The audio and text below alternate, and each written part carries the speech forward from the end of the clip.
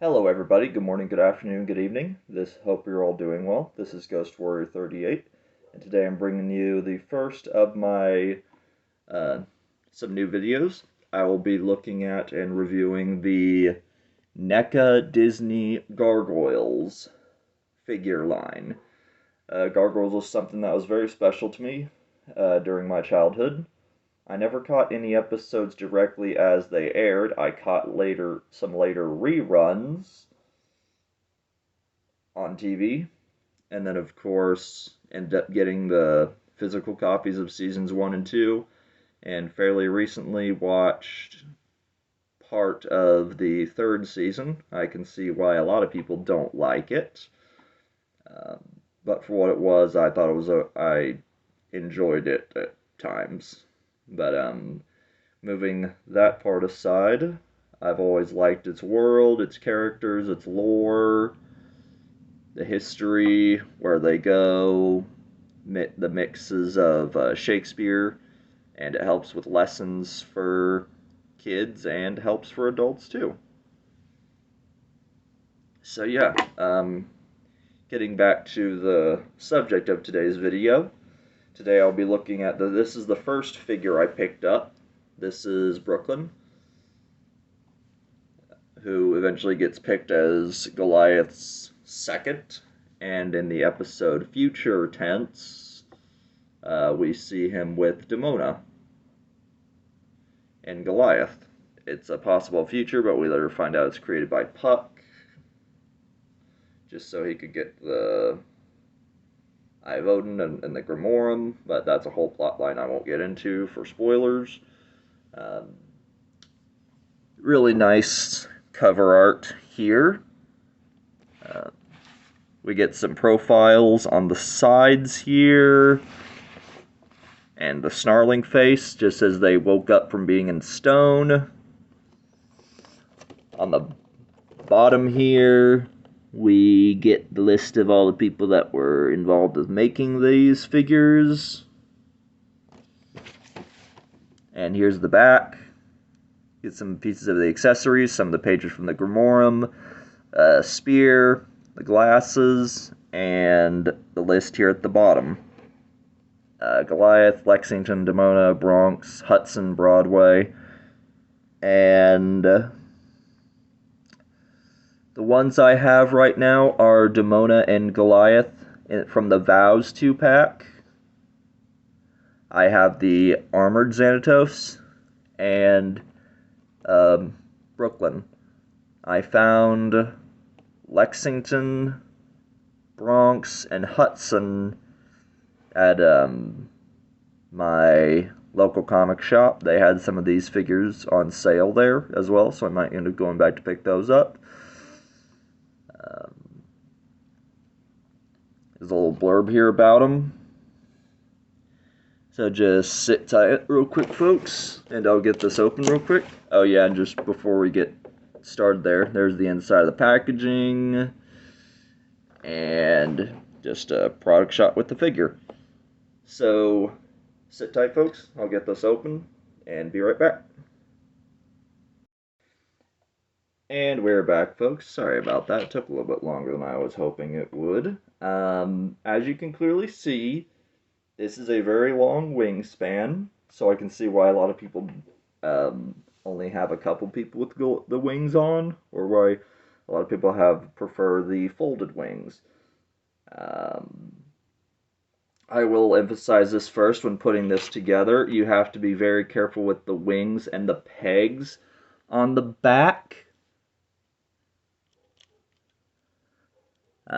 They're very thin, and I'll just take one of the wings off to show you. It's snug, and I just lay them down. It's very, very thin for the peg, and you have to be careful how many times you want to pull these wings on and off, otherwise this could break and you would be essentially stuck. So you basically have to be careful. I've seen one person describe these as one and done figures. You set them up and display them how you want, And then after that, you just leave them alone. I'll pop the wings off a little bit. Give me a sec. Oh boy.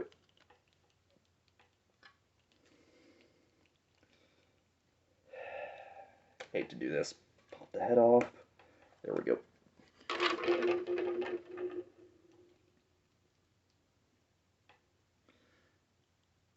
Okay, now that I got Brooklyn in a more manageable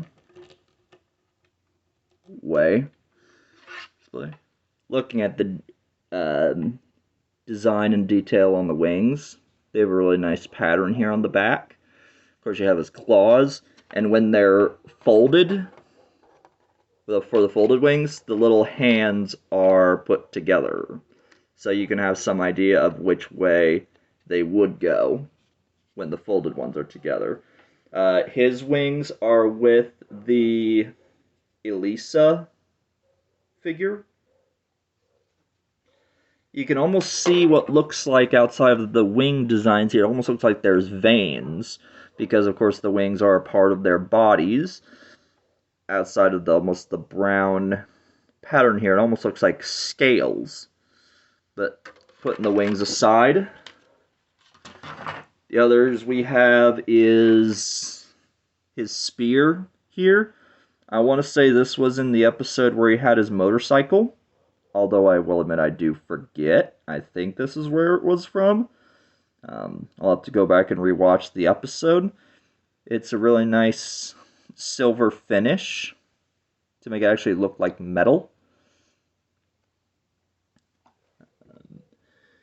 He has pages from the Grimorum. There's some writing and design here on the front and on the back. He has a closed fist hand for the spear and more relaxed open grip. That was the one for... Sorry, that's the little plastic.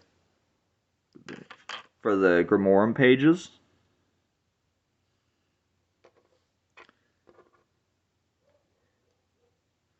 The spear, you kind of have to wiggle around the fingers a little bit, but I'm not going to display him with this. I'm going to have him keeping his open palm, but you slide it in farther and it'll eventually wrap around his whole hand.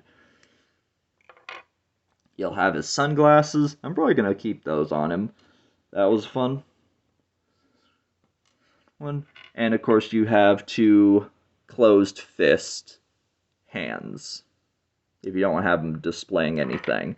I kind of like his open claw hands that he has as default, if you will.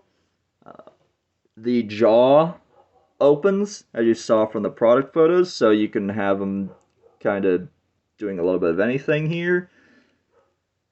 His head doesn't go very high up because of his hair, but he can look down a good ways. There isn't a neck joint. Actually, there is a little bit, but you kind of have to turn it manually. Turn it with your hands. Other than that, it's a normal, as you'd expect. Arms go out that far, and of course that's without his wings. Goes forward that far, back that far. Then again, with the whole, without the wings, you got a whole 360 rotation. There's a double joint at his elbows, but because he's out of the packaging, it's a little stiff, but I can get one arm that way. And his head just came off. As you can tell, the ball joint with the head is not the most secure thing in the world. Left arm is the same way.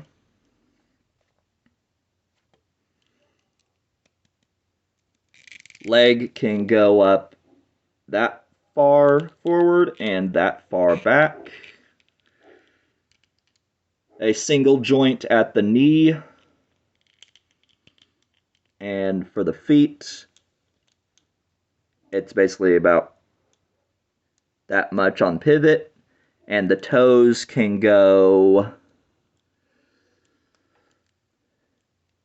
that far back and that far forward. So the feet don't have much range of motion, but it is fairly sturdy. Like, you can get him to stand pretty well, although I did balance him a little bit on the tail as well. So all in all, that's my look at the Brooklyn figure. I am happy to have him in my collection, of course, and I'm glad he's the first one I picked up, if the camera will focus. There are things that I won't be displaying him with. I'm probably just going to have him set up sort of just like he is now and put all the extra hand accessories and stuff back. And maybe switch out at some point, because I do plan on upgrading my shelf, so that way I can have more of these up there. My next review will be the Goliath and Demona pack, and then after that the Xanatos, because those are the ones I have next. So until then, I will see you guys next time with another video. So take care. Have a good rest of your morning, afternoon, or evening. And peace. I did want to make a quick note post video, so this is probably after I'm normally done, but I realized that I had to look at the other Brooklyn head sculpt. The mouth does not move. It is just one solid piece. But yeah, that was just wanted to mention that afterwards. So